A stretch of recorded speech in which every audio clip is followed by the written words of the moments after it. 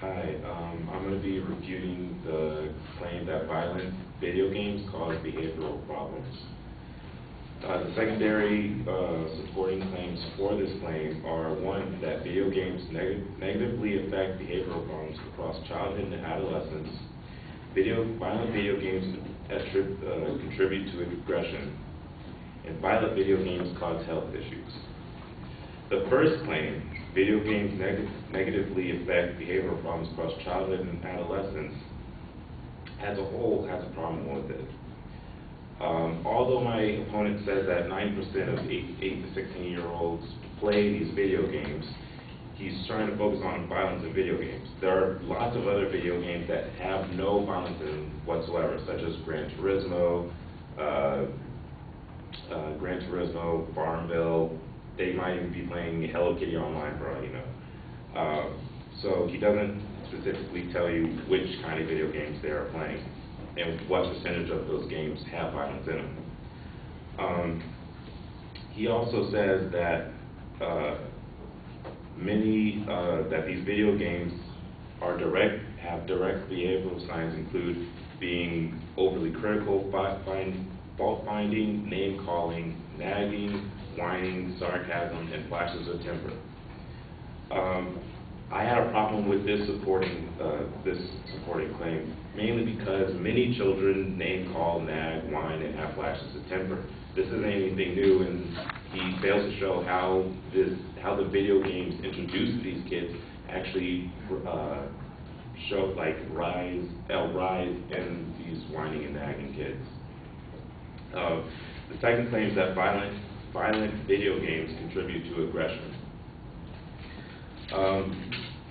Although video games have been blamed for, he brings up that violent video games have been blamed for school shootings. Even though violence in video games has been blamed for school shootings, there hasn't been a direct correlation between violent video games and school shootings.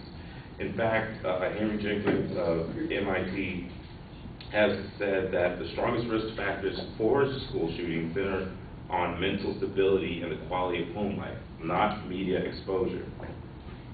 Although you may have people who play violent video games,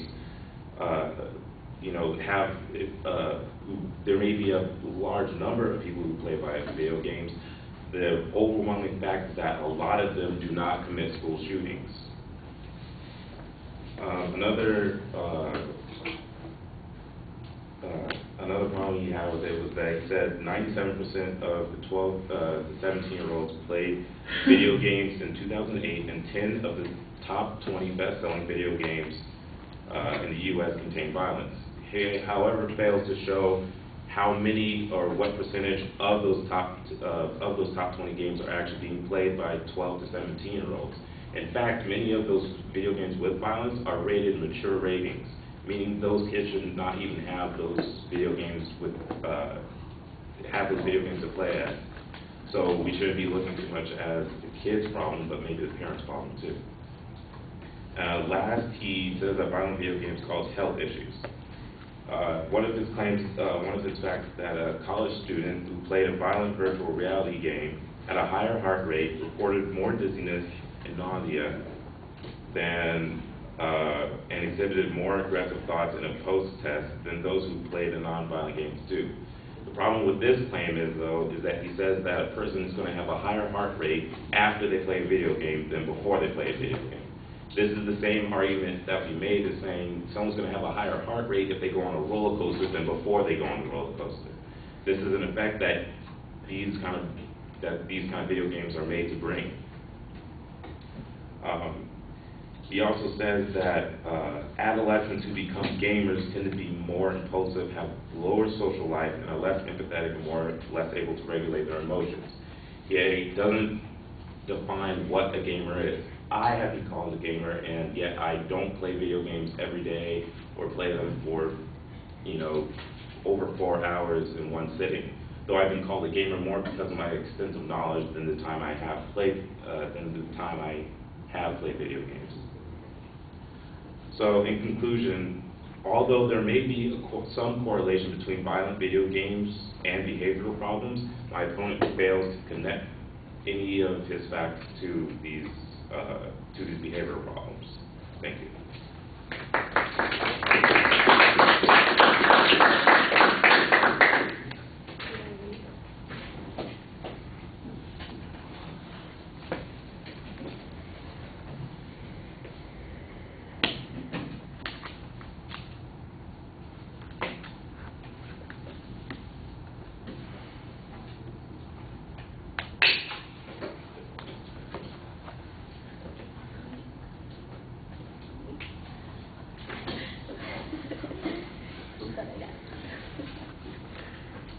All right, all the structural material is fine. Your discussion on the first point about violent versus non-violent video games, it's an interesting challenge to the generalization that's being presented.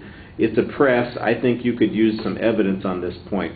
And that comes up in several places during the presentation. You have a good idea for a way to challenge the advocate's claim, but then you don't follow up by providing us any grounds to believe the contrary position or a different position. The one place that you did provide some of that was the argument that said that there are other causalities rather than video games that are connected with violence, and that family situations, etc., are more strongly correlated with those situations. I thought you needed to have more of that on a couple of the other arguments.